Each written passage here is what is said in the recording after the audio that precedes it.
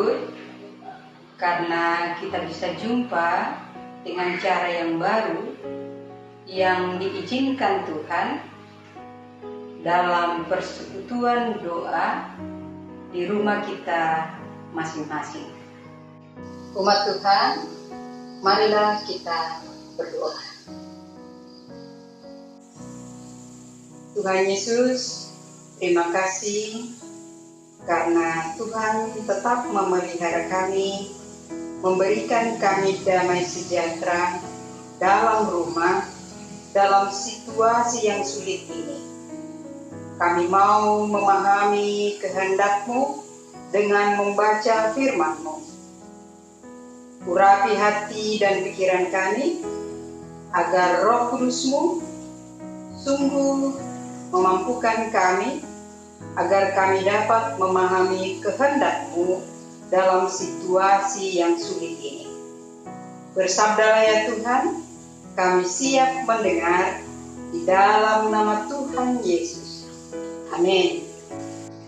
Umat Tuhan, kita membaca Alkitab dari 1 Korintus pasal 13 ayat 8 sampai ayatnya yang ke-13. Umat Tuhan, kita baca silih ganti ya. Kita mulai ya pembacaan Alkitab kita. Mulai dari ayat 8 oleh pelayan firman, ayat 9 oleh semua kaum laki-laki, ayat 10 oleh semua perempuan, dan selanjutnya kita bergantian sampai ayatnya yang ke-13. Kita demikianlah sabda Tuhan. Kasih tidak berkesudahan, nubuat akan berakhir, bahasa roh akan berhenti, pengetahuan akan lenyap. Semua laki-laki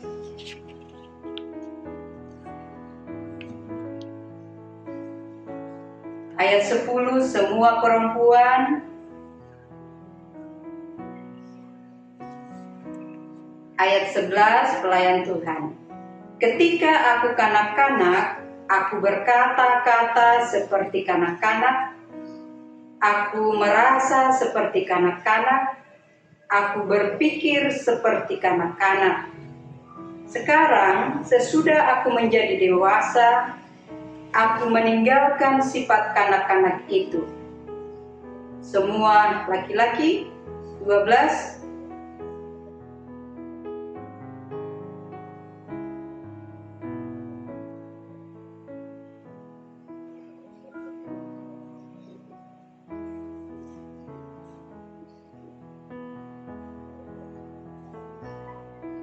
Ayat 13 semua perempuan,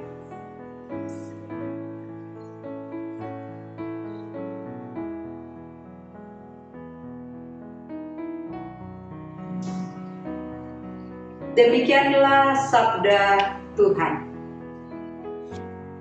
Umat Tuhan, ciri atau karakter Allah adalah kasih. Allah adalah kasih.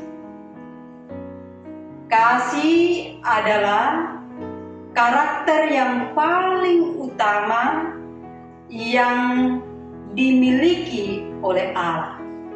Alkitab penuh dengan kata-kata kasih. Di dalam Alkitab ada 492 ayat yang memuat tentang kata kasih. Karena itu, sebagai orang Kristen, kita harus juga memiliki sifat kasih. Kasih harus menjadi karakter utama seorang yang percaya, orang percaya. Kasih harus menjadi identitas kita. Barang siapa tidak mengasihi, ia tidak mengenal Allah, sebab Allah adalah kasih. Kenapa Rasul Paulus menulis 1 Korintus pasal 13 ini? Paulus menulis 1 Korintus 13 ayat 1 sampai 13 karena ada persoalan di dalam jemaat Korintus. Paulus mau menyelesaikan masalah-masalah yang dihadapi oleh jemaat. Dan inilah surat yang kita baca malam ini, yang ditulis Paulus untuk menyelesaikan masalah mereka. Apa masalah yang ada di dalam jemaat Korintus? Masalah yang ada dalam jemaat Korintus adalah mereka sangat mengagungkan dan sangat menggilai karunia-karunia rohani seperti karunia bernubuat, karunia berbahasa roh. Itu kita bisa baca di dalam pasalnya yang ke-12. Karunia untuk menyingkapkan misteri Allah, misteri ilahi. Memiliki karunia pengetahuan intelektual itu mereka banggakan. Karena orang Korintus kaya memang dengan karunia-karunia itu. Tetapi karunia-karunia itu dijadikan sebagai salah satu sumber kesombongan, salah satu sumber perselisihan. Umat Tuhan, mari kita baca bersama-sama ayatnya yang pertama. Ayat yang pertama ya, kita baca bersama-sama. Kita mulai. Sekalipun aku dapat berkata-kata dengan semua bahasa manusia dan bahasa malaikat, tetapi jika aku tidak mempunyai kasih, aku sama dengan gong yang berkumandang dan canang yang gemerinci. Ayat 2, kita baca lagi secara bersama-sama. Sekalipun aku mempunyai karunia untuk bernubuat dan aku mengetahui segala rahasia dan memiliki seluruh pengetahuan, dan sekalipun aku memiliki iman yang sempurna untuk memindahkan gunung, tetapi jika aku tidak mempunyai kasih, aku sama sekali tidak berguna. Ayat 3 kita baca bersama lagi. Dan sekalipun aku membagi-bagikan segala sesuatu yang ada padaku, bahkan menyerahkan tubuhku untuk dibakar, tetapi jika aku tidak mempunyai kasih, sedikit pun tidak ada faedahnya bagiku. Umat Tuhan, Paulus mau meluruskan pemahaman jemaat Korintus dengan mengajarkan apa itu kasih. Apa kasih itu? Kasih itu sabar, kasih itu murah hati, tidak cemburu, tidak memegahkan diri, dan tidak sombong. Dalam ayat yang kelima dikatakan, kasih itu tidak melakukan yang tidak sopan, tidak mencari keuntungan sendiri, ia tidak pemarah, dan tidak menyimpan kesalahan orang lain. Selanjutnya dikatakan kasih tidak bersukacita karena ketidakadilan, tetapi kasih bersukacita karena kebenaran. Kasih itu menutupi segala sesuatu, percaya segala sesuatu, mengharapkan segala sesuatu, dan sabar menanggung segala sesuatu. Persekutuan umat Tuhan yang diberkati. 2 mantan presiden Amerika Serikat menjadikan ayat ini sebagai ayat favorit. Yang pertama, Presiden Amerika Serikat Franklin D. Roosevelt sumpah pada pelantikannya sebagai presiden pada tahun 1933 sambil ia meletakkan tangannya di atas Alkitab keluarga yang terbuka pada halaman yang berisi 1 Korintus 13. Yang kedua, Presiden Amerika Serikat Barack Obama merujuk pada 1 Korintus 13 dalam pidato pelantikannya sebagai presiden pada tanggal 20 Januari 2009. Bahkan, Perdana Menteri Inggris Tony Blair membaca 1 Korintus 13 pada upacara pemakaman Lady Diana pada tahun 1997. Mungkin juga Bapak Ibu, adik-adik taruna, dan adik-adik pemuda, juga anak-anak sekolah minggu, ada yang memfavoritkan ayat ini. Saya juga suka dengan ayat ini. Jadi kalau kita lagi marah-marah, saya ingat dengan ayat ini. Saya disadarkan harus sabar, sapu-sapu dada. Saya diingatkan untuk saya harus menjadi orang yang penyabar. Apabila saat ini kita lebih banyak di rumah, ada orang yang senang tinggal di rumah, tapi ada juga yang tidak suka tinggal di rumah. Ada orang yang tukang bajalan. Biar tidak ada keperluan, dia suka jalan. Orang Jawa bilang kaki gatal. Situasi kita tinggal di dalam rumah sudah dimulai dari bulan Maret. Sekarang ini sudah bulan Mei. Berarti kita sudah hampir 3 bulan tinggal di dalam rumah. Apalagi anak-anak ya. Anak-anak sekolah minggu. Mereka sudah pingin main, pingin ke sekolah, dan pingin ke gereja. Kita semua berdoa, semoga situasi ini cepat berlalu. Malam ini kita diingatkan dengan bacaan bahwa kasih itu sabar. Tapi ada yang menggerutu, memutung, orang Tonsea bilang.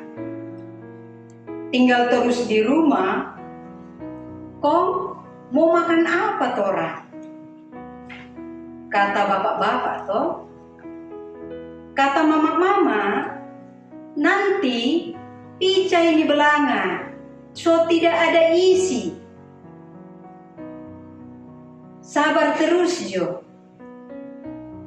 Umat Tuhan, sabar bukan berarti tidak berbuat apa-apa toh. Sabar itu menolong kita untuk tetap tenang.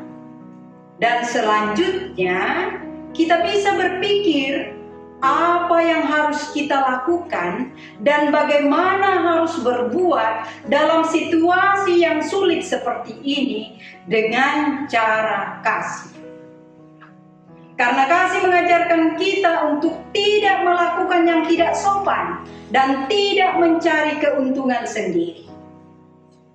Saat ini, kasih menjadi sulit bagi kita. Sama halnya dengan yang dialami jemaat di Korintus. Tetapi, kasih yang selama ini kita dengar, kasih yang selama ini kita ajarkan di sekolah minggu, kasih yang selama ini kita ajarkan kepada anak-anak kita, harus kita praktekkan. Dalam situasi yang sulit ini, apakah kita masih memiliki kasih yang murah hati? Atau kita takut kekurangan lalu menimbun banyak makanan, sedangkan banyak yang kelaparan? Kita meminta jatah dari pemerintah, padahal kita masih ada gaji. Dan akhirnya yang lebih membutuhkan tidak mendapat jatah. Umat Tuhan, saya ingat pesan Bunda Teresa yang mengatakan, kebalikan dari cinta adalah ketidakpedulian. Jadi, Jangan pernah kita berkata kita mengasihi Tuhan dan mengasihi sesama apabila kita tidak mau peduli dengan masalah-masalah kemanusiaan dan masalah lingkungan di sekitar kita.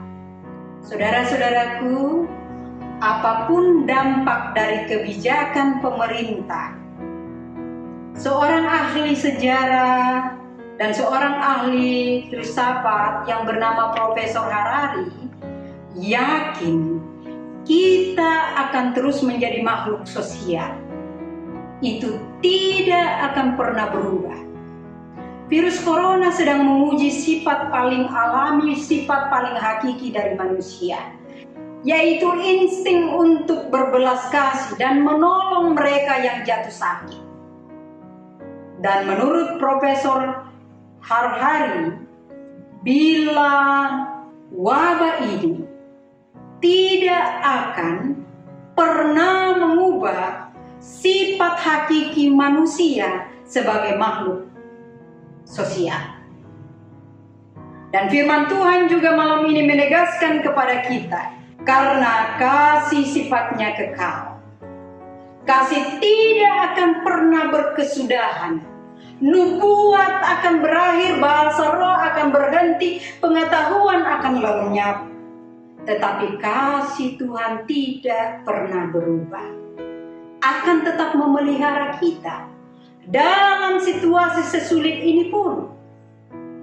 Karena itu umat Tuhan, hiduplah terus dalam iman, pengharapan, dan kasih melewati masa pandemi COVID-19 ini.